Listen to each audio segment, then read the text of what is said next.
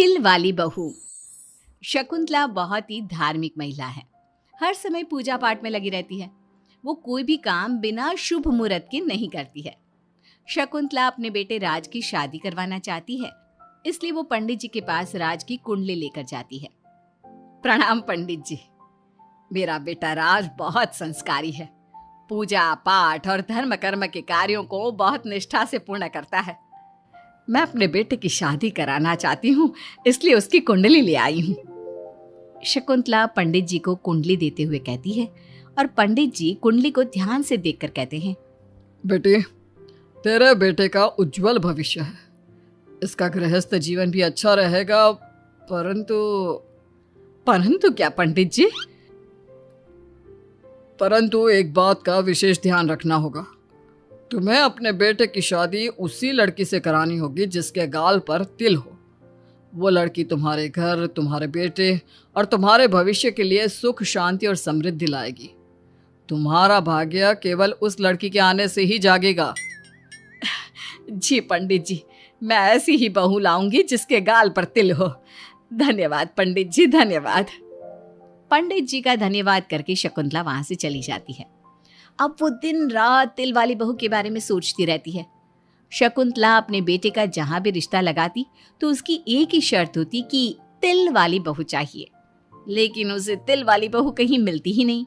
एक दिन अपनी माँ को इस तरह से परेशान देखकर राज कहता है, माँ, आप मेरे लिए तिल वाली लड़की क्यों देख रही हैं? अरे क्योंकि पंडित जी ने बोला है, वो तुम्हारे और इस घर के लिए भाग्यशाली साबित होगी। माँ, मैं एक लड़की से प्यार करता हूँ। आप मेरी शादी उस लड़की से करा दो ना। उसके गाल पर तिल होगा तभी मैं तुम्हारी शादी उससे कराऊंगी, नहीं तो भूल जाओ उस लड़की को।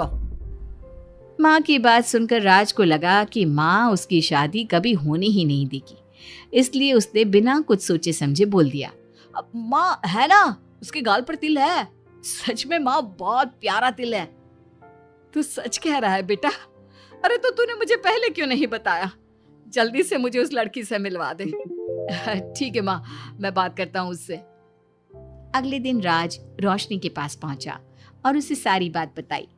रोशनी ने सारी बात जानने के बाद कहा, राज, तुमने माँ से झूठ क्यों बोला? मेरे गाल पर कोई तिल नहीं है। अरे मेरे पास कोई और रास्ता नहीं था रोशनी। उस समय मुझे जो ठीक लगा मैंने किया। अगर मैं ऐसा नहीं बोलता तो माँ मेरी शादी किसी तिल वाली लड़की से करा देती। माँ से इसे झूठ बोलना ठीक नहीं है। माँ को कोई तिल वाली लड़की मिलती ही नहीं, तो माँ अपने आप तुम्हारी शादी मुझसे कराने के लिए तैयार हो जाती। अरे तुम्हें पता नहीं, पंडित जी के मुख से निकली बात मेरी माँ के लिए पत्थर की लकीर है। वो आकाश पाताल एक कर देंगी, लेकिन तिल वाली लड़की ढूंढ कर ही रहेंगी। जो भी हो राज, लेकिन माँ को जब कभी सच्चाई का पता चलेगा तो उन्हें बहुत दुख होगा। और मेरे गाल पर तो तिल है ही नहीं, अब मैं माँ से कैसे मिलूंगी? तुम अपने गाल पर काजल से एक तिल बना लो ना, बाकी मैं संभाल लूंगा।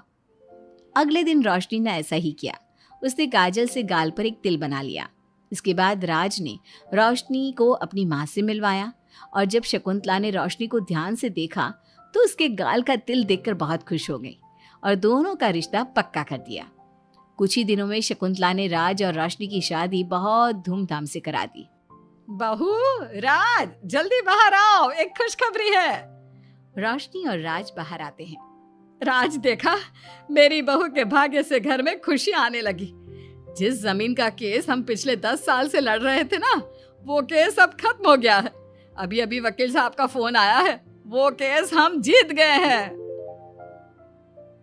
माँ, ये तो बहुत अच्छी खबर है। ये सब आपकी मेहनत का फल है।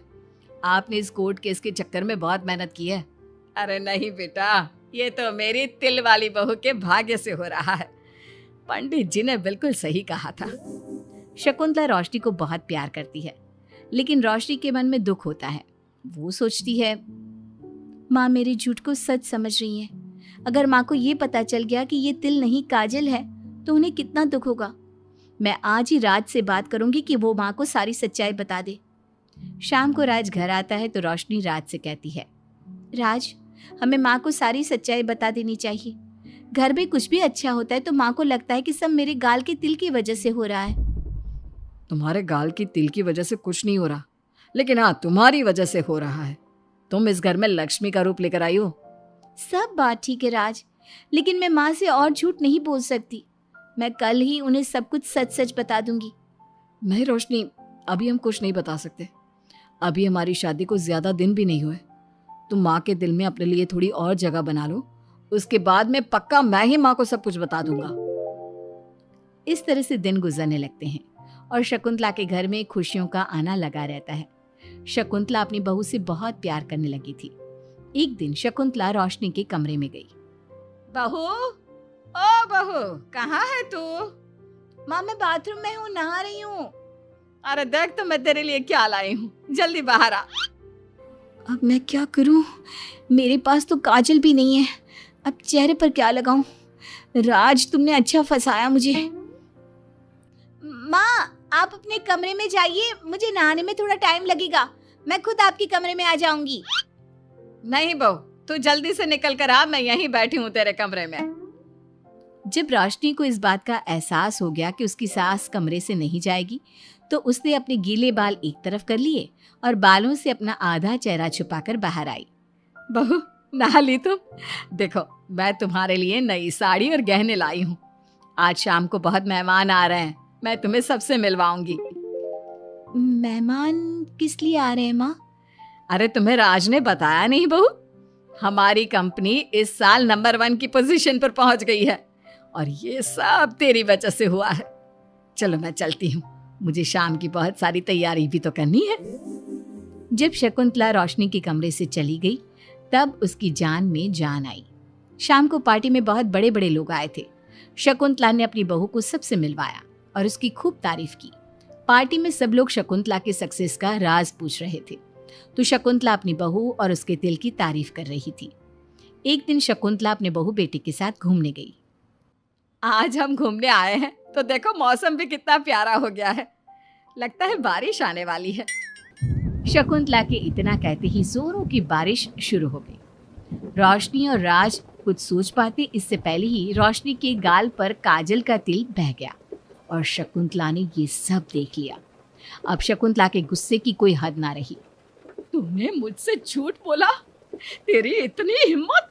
कल वही मैंने तुझे इतना प्यार किया, तुझे अपने बेटे से ज्यादा ममता दी और तूने मेरे साथ विश्वासघात किया। मैं तुझे कभी माफ नहीं करूंगी। माँ, इसमें रोशनी की कोई गलती नहीं है, मैंने ही कहा था इसे ऐसा करने के लिए। रोशनी ने कई बार आपको सच्चाई बताने की कोशिश की, लेकिन मैंने हर बार उसे रोक दिया। क्या तूने कहा था? क्यों किया तूने ऐसा? कितना बुरा दिन था वो जब मैंने तुम दोनों की शादी करवाई और तुझे शर्म नहीं आई अपनी माँ को धोखा देते हुए? तो माँ, मैं और क्या करता? अब तो पीछे ही पड़ गई थी तिल वाली बहू के। आपको कोई लड़की भी तो नहीं मिल रही थी और मैं रोशनी को बहुत प्यार करता हूँ, उसके बिना नहीं रह सकता। हाँ, तो अब इसी के पास रहे। मैं तुम दोनों की शक्ल नहीं देखना चाहती। ले जा इस झूठी और मनहूस लड़की को मेरे सामने से। माँ, कल तक तो रोशनी बहुत भाग्यवान थी, आज ये मनहूस हो गई। अपनी सोच बदलो माँ, चेहरे के ऊपर तिल होने से कुछ नहीं होता। आपने देखा नहीं, रोशनी के घर आते ही हमारे सारे काम पूरे हो गए। आज हमारी कंपनी नंबर 1 है। अब कब अंधविश्वास करना छोड़ोगी? बेटे की इतना समझाने पर माँ को समझ में आ जाता है कि वो गलती कर रही है। शकुंतला अपने बहू बेटे को लेकर घर आ जाती है। अगले दिन शकुंतला रोशनी के गाल पर काजल से एक तिल बना देती है। राज और रोशनी शकुंतला को बहुत हैरानी से देखते हैं। तब वो कहती है, ऐसे क्या देख रहे हो तुम दोनों? ये तिल नहीं, काला टीका है, ताकि मेरी बहू को किसी की नजर ना लगे। शकुंतला की बात सुनकर सब हंसने लगते हैं।